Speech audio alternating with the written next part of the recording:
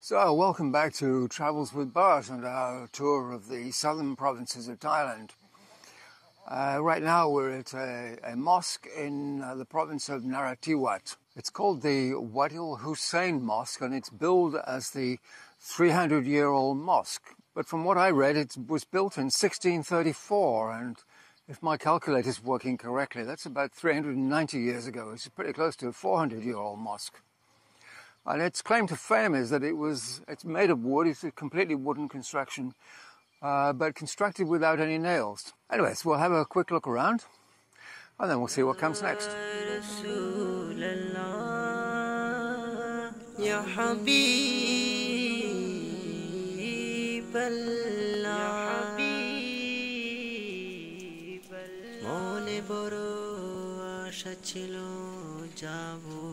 Madina, mone boro asha chilo jabo Madina.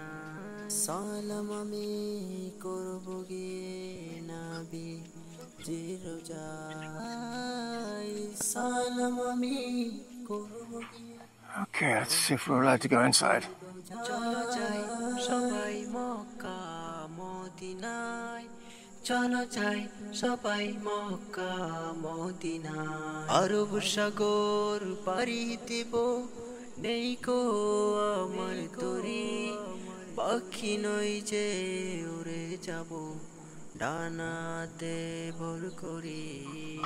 Arab Shagor pari dibo nei ko amar tori pakhi noi je ure jabo ডানাতে ভর করে সঙ্গে করে নাও নাও ভাই খানি কৃপা করি সঙ্গে করে নাও নাও ভাই খানি. So having been here before, I have a couple of upstairs views, so let's take a look from up there while Bert and I head north. I think about 80 kilometers to another interesting mosque.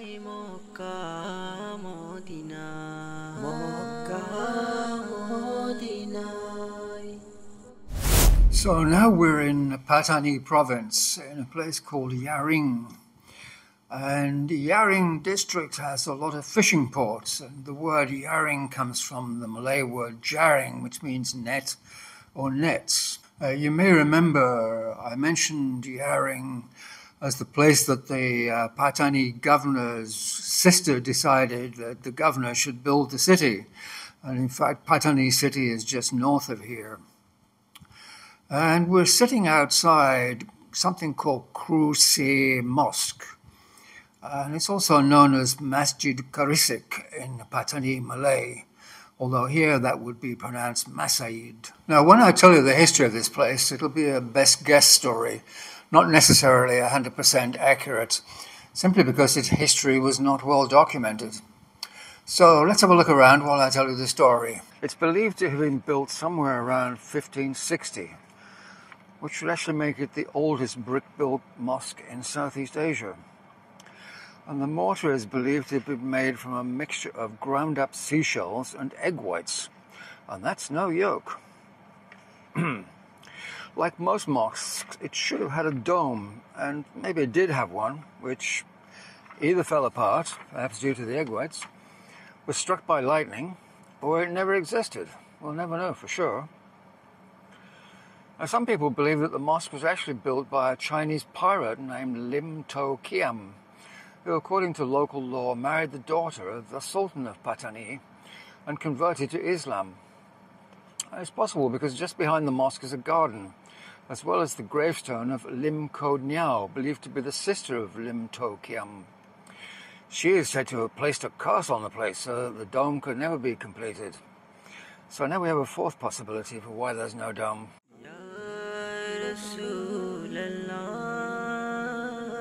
Ya Habib Allah,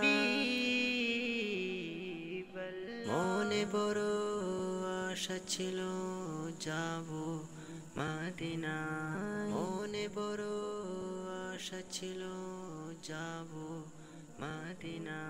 Salam ami korbo ge nabi zero যাই সালাম আমি করব গিয়ে নবী zero চলো যাই সবাই Anyway, so that's very interesting and it's all a bit of fun, but what is not fun is what actually happened here in 2004. Now, so that I can't be accused of spreading false information, I'm going to quote from Wikipedia, which says that during a period of insurgency by Islamic nationalists in the southern provinces, 32 gunmen took shelter in the mosque after more than 100 militants allegedly carried out attacks on police outposts all across the southern provinces. After a 7-hour standoff with the Thai military personnel, they stormed into the mosque and killed all 32 insurgents. The attack apparently contravened the direct orders of the Minister of Defence, who said he wanted the standoff to end peacefully. So to this day, no one quite knows what happened and who said what to whom and why the massacre took place, but sure enough, 32 men died inside the mosque. Well, I didn't want to end the video on a sour note, so I thought I would just show you my hotel room for tonight. I'm in Songkhla now. This is the last night of the trip, and this is called the Sun Inn, which looks quite pleasant. It looks very new. The bed's kind of small, but it's only for me, so that's fine. And of course it has a TV. And does it have a fridge? Yes, it has a fridge. The beer will be going in there very shortly. And of course it has a bathroom, which all looks very new. There's the wash basin. There's the potty, and here's the shower in its own little cupboard. I think it has a balcony. Does it have a balcony? Tiny balcony, not very interesting view, but as I say, quite adequate. And it's actually very cheap. If you have followed my channel for a while, you know that normally when I'm in Songkhla, I stay in the Lake Inn. Not because I like the Lake Inn, but because I like the lake view. But I figured I would try somewhere different. This is considerably cheaper than the Lake Inn, and definitely more than adequate. So it's goodbye from both, and it's goodbye from me. Goodbye.